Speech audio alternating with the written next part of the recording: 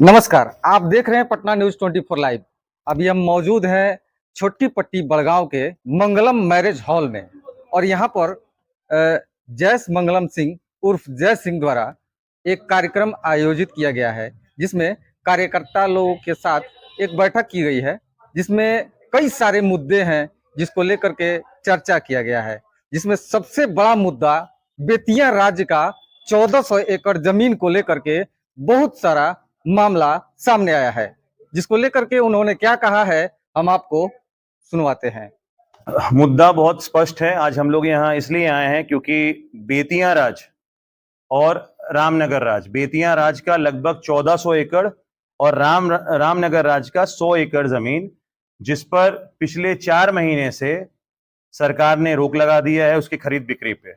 वो जमीन जिसका दस्तावेज, जिसका पट्टा, जिसका रसीद, जिसका आपको एलपीसी, वो सारा कुछ जनता के पास है। उनका पीढ़ी दर पीढ़ी उस जमीन पे रहा है। उसी जमीन पर उनके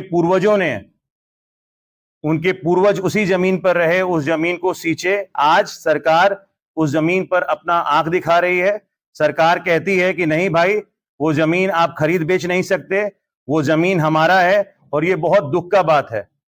ये हिटलर शाही रवैया हम लोग नहीं चलने देंगे। आज जिन घरों में शादी है, जिन बेटियों की शादी है, वो शादी नहीं करा पा रहे, जिनको 2 पैसा किसान को जरूरत पड़ रहा है, वो उस जमीन को बेचकर वो पैसा नहीं अर्जित कर पा रहा।